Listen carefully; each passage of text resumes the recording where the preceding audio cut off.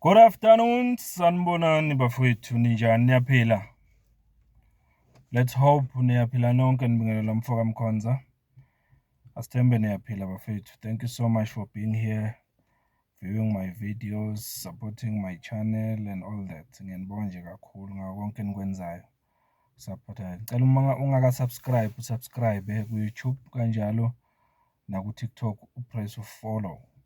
Sizoqhubeka senza umsebenzi wethu together la wokudiscussa izinto ezenzakala ezweni lethu sakhile. Let's build our nation together. Ngiyabonga kakhulu guys. In this short video ngithake nje ngifake le topic ngaye uMinister Mchunu osematheni kulamalanga. Njengoba sazi ukuthi ku-special leave futhi sazi nokuthi usevelile phambi kwe-ad hoc committee lapha eParliament wanikeza ubufakazi bakhe.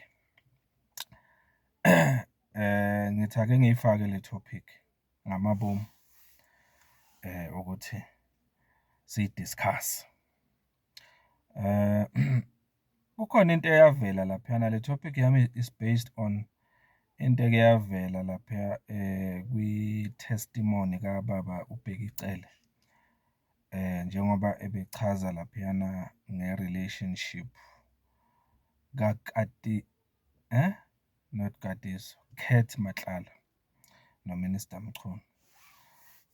Uthe ubaba uBhekicele watshelwa uKurt Matlala ukuthi uMinister Mchunu uke wamcela empeleni ukuthi afande i-campaign yakhe yokukhankasela ukuba umongameli we-ANC. Yizwa lena. So in short sekuvelile ukuthi lento ebekulokhu isolwa all this time ukuthi kungenzeka ubaba uMchunu is running for i-presidency ye-ANC noma ufisa ukuhola i-ANC.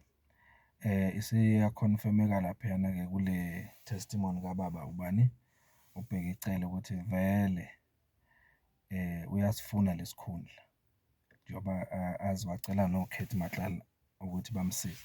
So manje ngithi ake ngifake le topic le ethi after everything eyenzakele njengamanje eSouth Africa, after lonke lodungunyane oselwenzakile eSouth Africa since nge-6 July 2025 kuze kube manje khulunywe okuningi ngobaba uMchunu. Do you still believe ukuthi ubaba uMchunu one can be allowed by the ANC ukuthi arane for a president even if kokuthi yakufisa lo? Do you still think i-ANC isengamvumela ukuthi arane?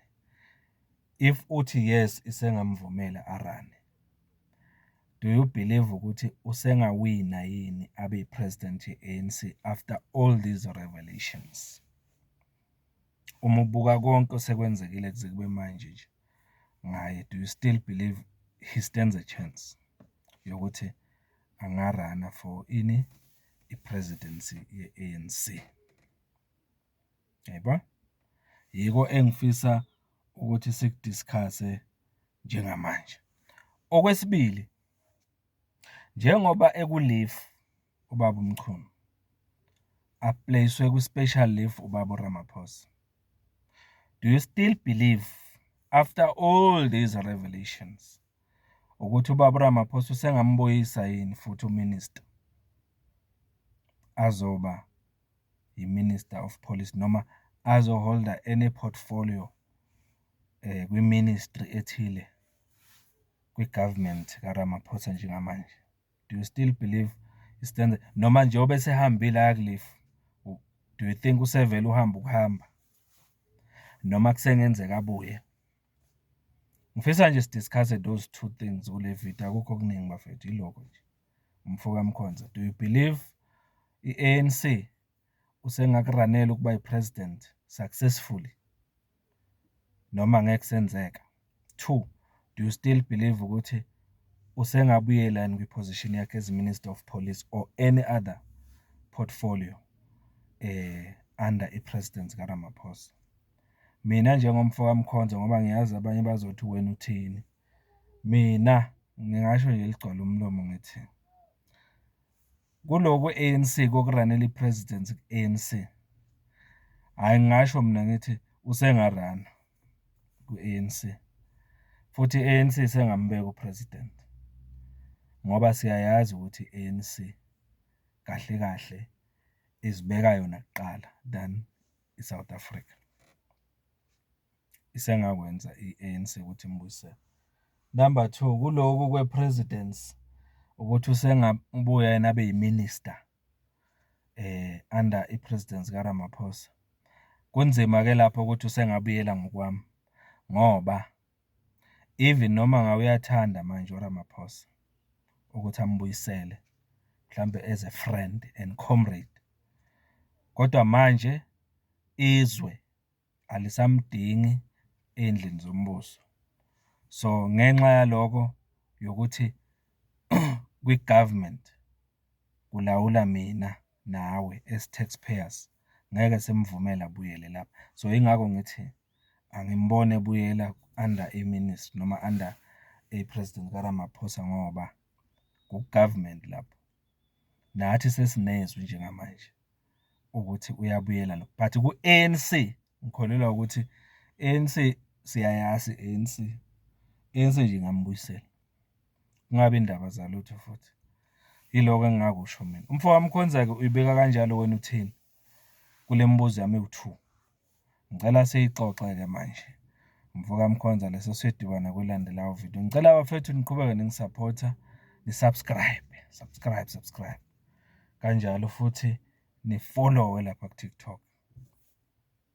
Nama-donations-ke la bengiwacela ama-R10, hhayi ngisawacela namanje bafethu, ayangilekelela kakhulu. Kulabo nje abakhonayo bangathumela lawo ma-R10 kule y'namba ezila ku-screen, ukuze siqhubeke sithenga idatha, siqhubeke sinilethela lezi y'ndaba ngesikhathi esifanele, siyi-discuss-a futhi nani ngale ndlela. So abakhonayo bangaqhubeka bawathumela ama-R10 engike ngawacela phambilini.